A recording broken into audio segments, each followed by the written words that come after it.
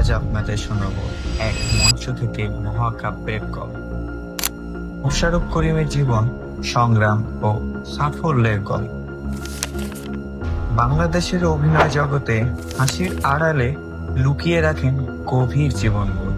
তিনি হলেন মোশাররফ করিম।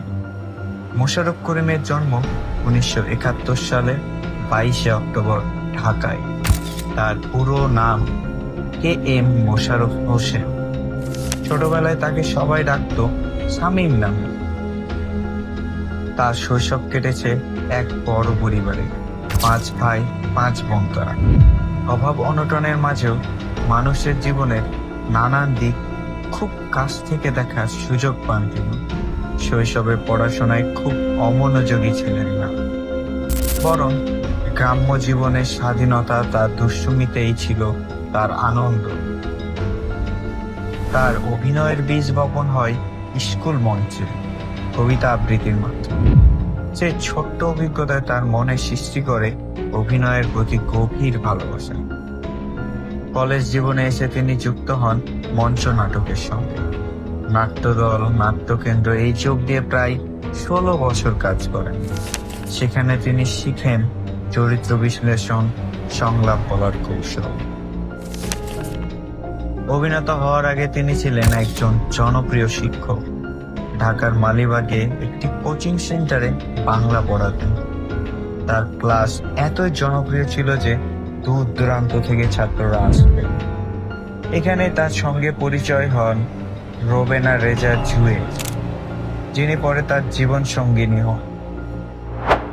1999 সালে অতিথি নাটকের মাধ্যমে টিভিতে তার অভিষেক, কিন্তু আসল সাফল্য আসে 2004 সালে ক্যারাম নাটকের মাধ্যমে।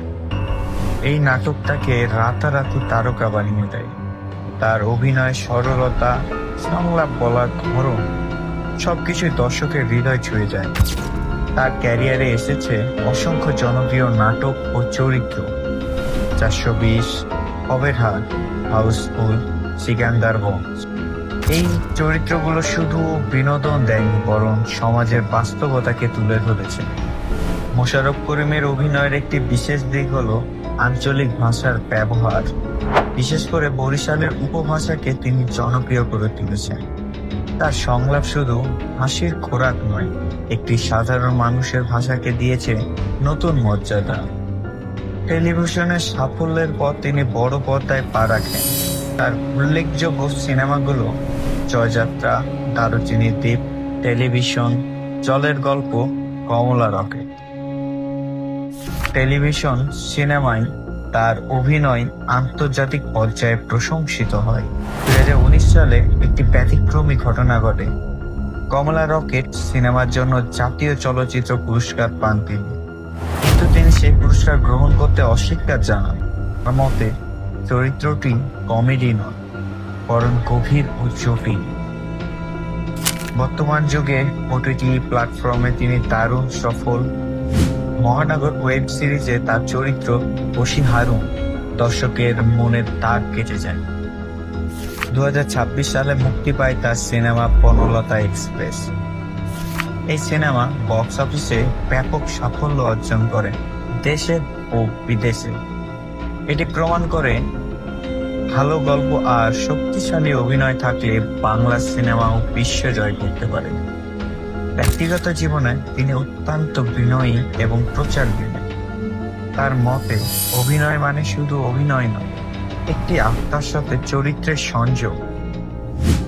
মোশাররফ করিম শুধু একজন অভিনেতা নন, তিনি বাংলাদেশের সাধারণ মানুষের কণ্ঠস্বর। তার হাসির পেছনে থাকে বেদনা, তার কান্নার পেছনে থাকে গভীর জীবনবোধ। তার জীবন আমাদের শেখায় পরিশ্রম, সততা এবং ধৈর্য থাকলে শূন্য থেকেও শেখরে পৌঁছানো সম্ভব। ধন্যবাদ।